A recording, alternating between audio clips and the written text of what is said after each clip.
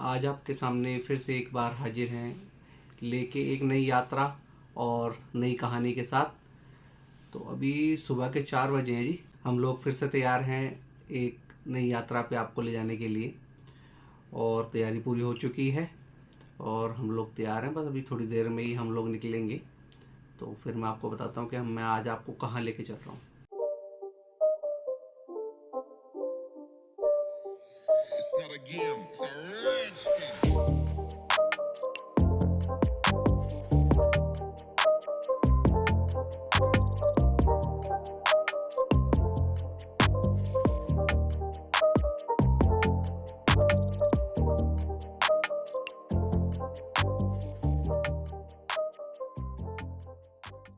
आप सभी का स्वागत है मेरे channel Ghumantu navigator the tales of travels में। तो आज का जो हमारी यात्रा है वो है खाटू श्याम जी राजस्थान, जो यहाँ से कम 333 किलोमीटर दूर है हमारे दिल्ली से। तो अभी हम खड़े हैं जी द्वारका एक्सप्रेस वे पर। देखिए आप, मैं आपको दिखाता हूँ कैमरा के थ्रू कि कितना बढ़िया एक्सप्रेस वे यहाँ से बनकर तैयार हुआ है, जो कि यहाँ से दिल्ली से मुंबई तक जाएगा। 1400 किलोमीटर का ये स्ट्रेच है और बहुत ही ज़बरदस्त ये बनकर तैयार हुआ है जो एक्सप्रेस वे है। तो इसके बाद अब हम यहाँ से निकल रहे हैं और आपको दिखाते हुए चलेंगे। यहाँ से हम मानेसर तक इस एक्सप्रेस वे पर जाएंगे। उसके बाद NH8 लेकर और हम लोग जाएंगे सीधा खाटू श्याम जी। तो आपको रास्ते में चलते चलते आपको हम जो भी खाटू श्याम जी महाराज की जो भी कहानी है वो हम सब आपको बताते चलेंगे और आपको दर्शन भी कराएंगे खाटू श्याम बाबा के। तो चलते हैं दोस्तों। देखिए जी, अभी हम द्वारका एक्सप्रेस वे पर हैं और क्या ही मतलब 4 लेन का हाईवे इधर है और 4 लेन का ही हाईवे अगर आप देखोगे तो उस साइड पर है। बहुत ही सुंदर, बहुत ही बढ़िया कंस्ट्रक्शन हो रखी है इस हाईवे की। मतलब बिल्कुल भी बम्प्स नहीं है और बहुत ही अच्छा एक्सप्रेस वे बनाया है, जो कि कनेक्टेड है दिल्ली मुंबई एक्सप्रेस वे से। और यहाँ से अगर दिल्ली से मुंबई तक का जो डिस्टेंस है वो है जी 1400 kilometre.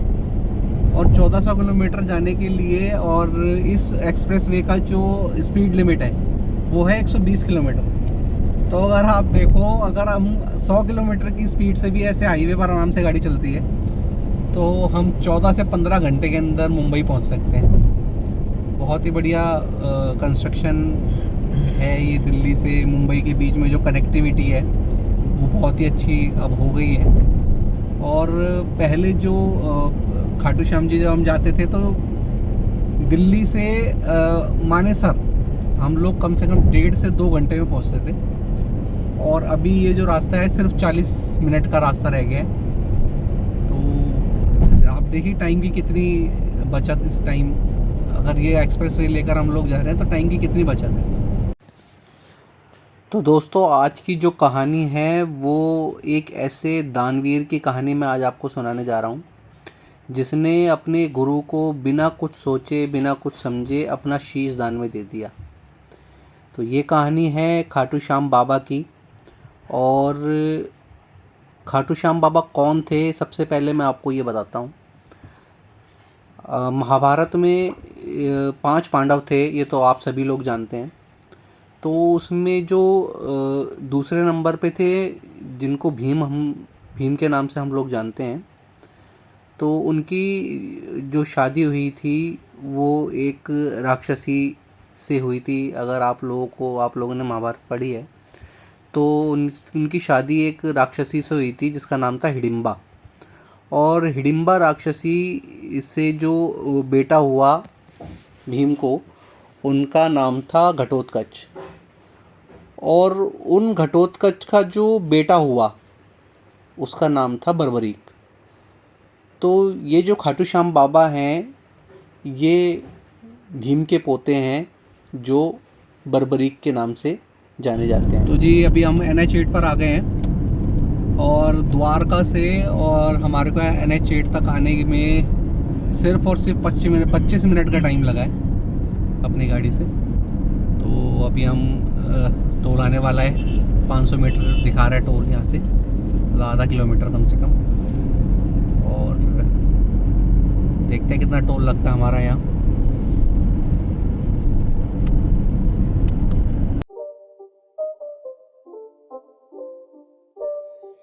It's not a game, it's a rich thing.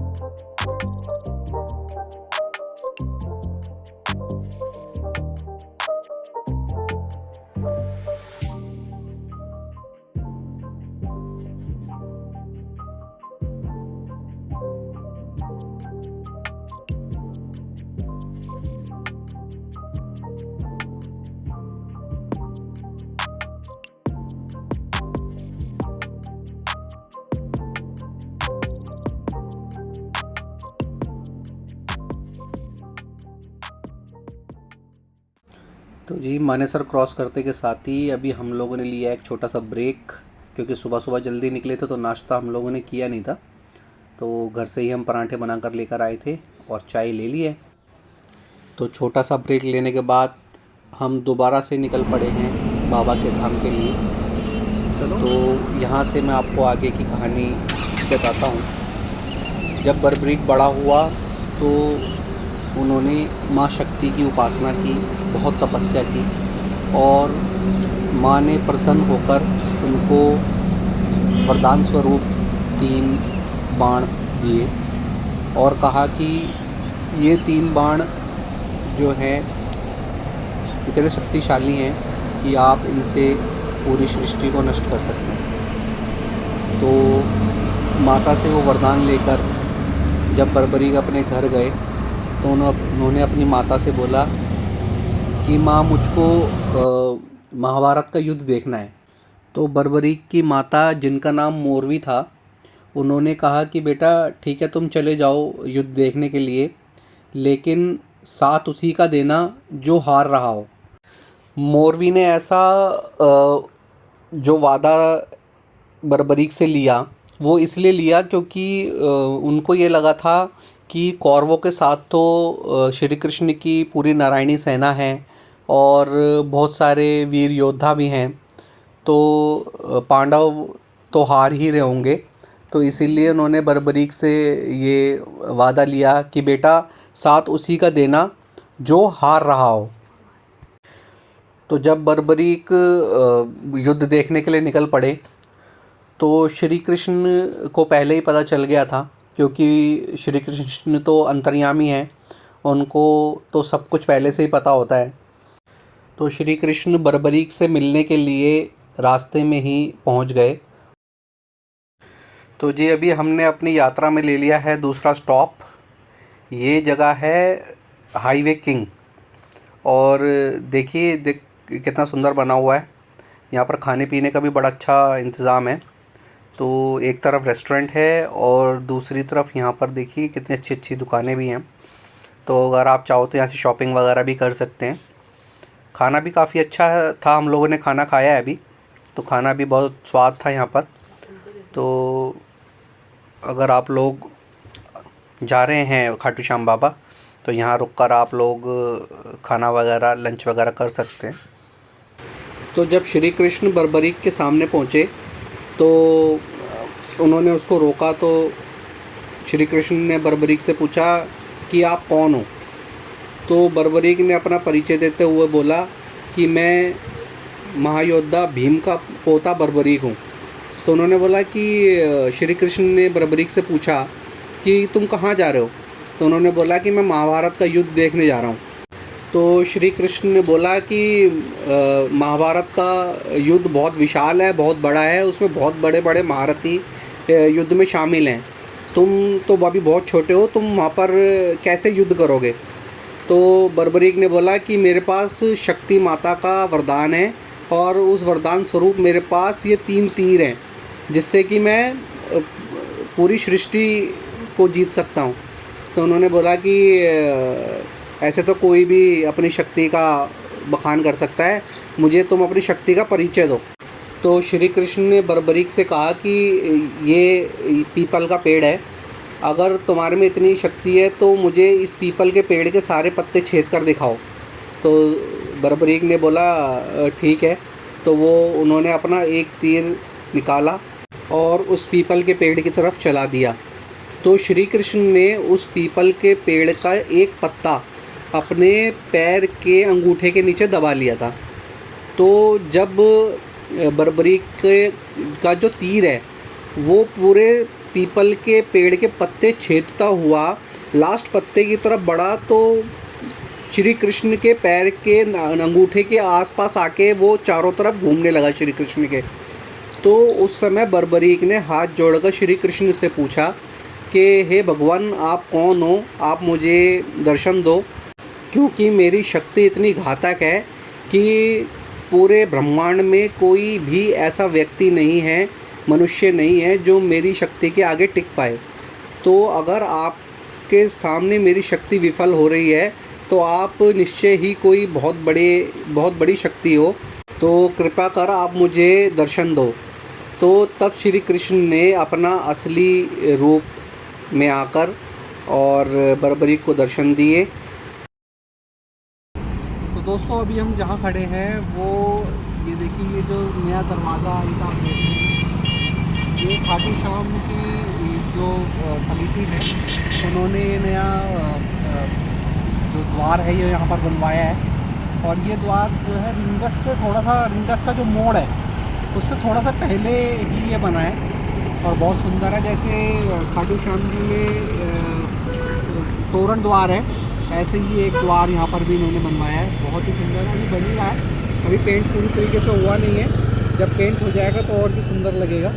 तो बहुत ही सुंदर है। बस हम वो पहुँचने ही वाले रिंगस और उसके बाद फिर आगे आपको दिखाते हैं। तो लो जी, हम पहुँच गए रिंगस।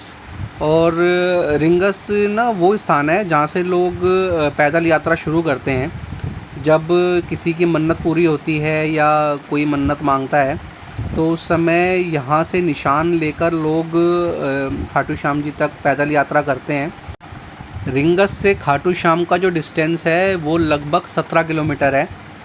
और यहाँ पर काफ़ी सारे रेस्टोरेंट्स और काफ़ी सारी दुकानें आप लोगों को मिल जाएंगी जहाँ पर निशान मिलते हैं, पगड़ियाँ मिलती हैं। तो काफ़ी सुंदर जगह है और काफ़ी सुंदर दुकानें भी हैं। तो अभी ये जो फ्लाईओवर है इससे उतरते के साथ ही वो सब दुकानें चालू हो जाएंगी, तो आपको दिखाएंगे। काफ़ी सुंदर दुकानें होती हैं।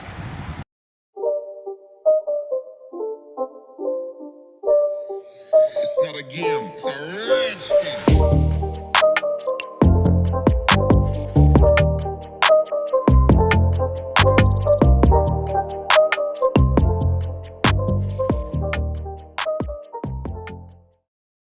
तो यहाँ से मैं आपको आगे की कहानी बताता हूँ।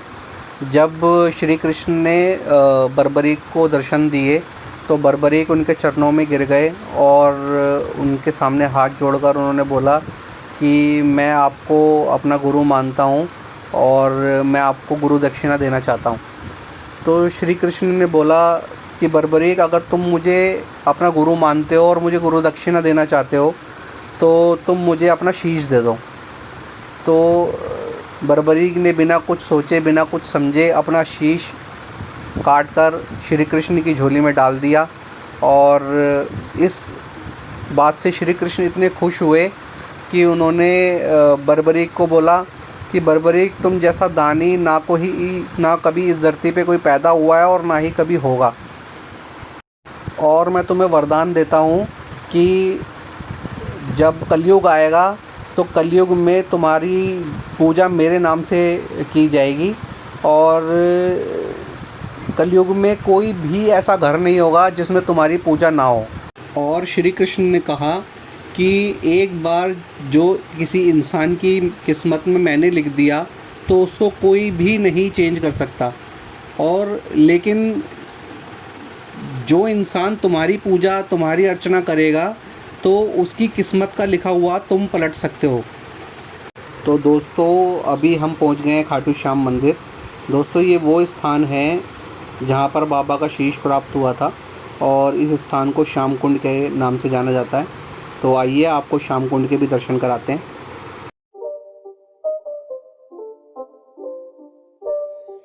It's not a game, it's a rich thing.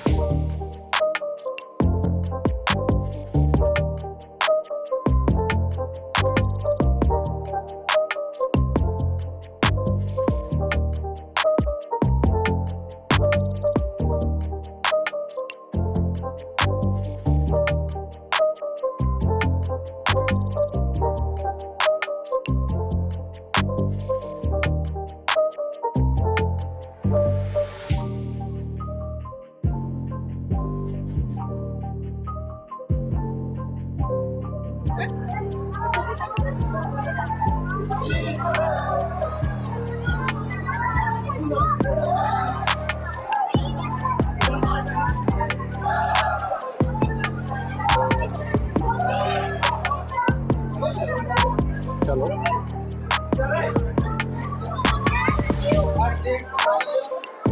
बोलो हारे के सहारे की जय, बोलो श्याम प्यारे की जय।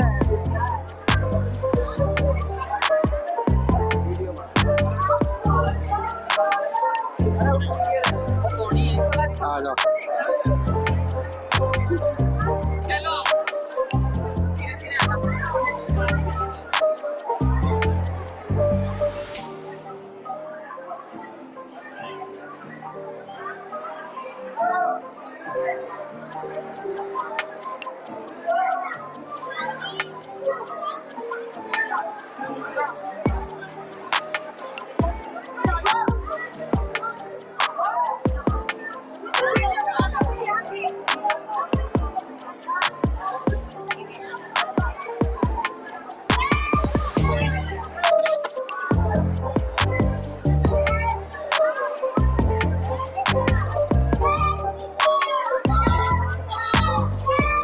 ध्यान से बिल्कुल।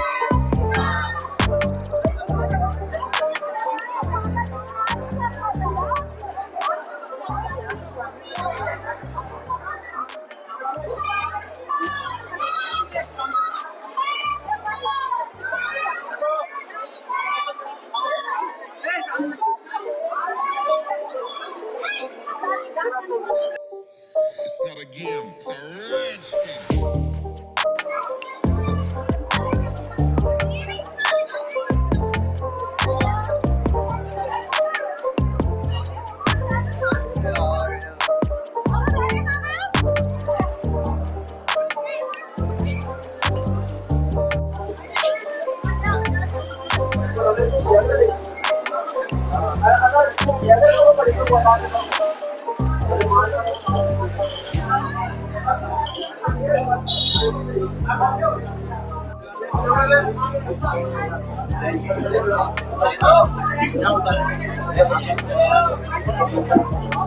देखो जी ये सारी प्रसाद की दुकानें हैं यहाँ पर, जहाँ पर आपको बाबा के भोग के लिए जो भी आपका प्रसाद चाहिए वो सब यहाँ मिल जाएगा। और यहाँ से थोड़ी ही आगे बाबा का जो दरबार है उसका गेट आ जाएगा। तो चल रहे धीरे धीरे बाबा के दरबार की तरफ, और आपको अगर पॉसिबल हुआ तो आपको दर्शन ज़रूर कराएंगे बाबा के, क्योंकि वहाँ अंदर फ़ोटो या वीडियो बनाना अलाउ नहीं होता है। तो देखते हैं क्या पॉसिबिलिटी होती है, आपको दर्शन कराएंगे बाबा के। अगर बाबा ने चाहा तो ज़रूर दर्शन होंगे आप लोगों को।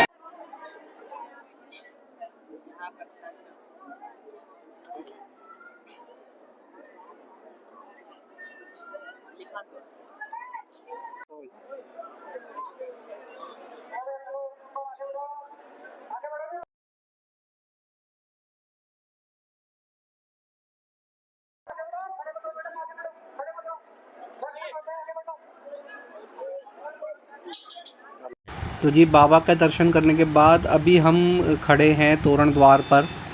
तो यहाँ पर काफ़ी भीड़ भाड़ वाला इलाका है, काफ़ी भीड़ रहती है बाबा के भक्तों की। तो देखिए काफ़ी सुंदर जगह है। यहाँ पर खाने पीने की काफ़ी दुकानें हैं और काफ़ी रेस्टोरेंट्स वगैरह हैं। तो आप यहाँ पर रुककर लंच वगैरह और चाय वगैरह पी सकते हैं। तो दोस्तों यहाँ पर हमारी यात्रा होती है समाप्त। और अगर आपको मेरी वीडियो पसंद आती है तो इसे प्लीज़ लाइक कीजिए, शेयर कीजिए और मेरे चैनल को सब्सक्राइब कीजिए। जय श्री श्याम, जय श्री श्याम।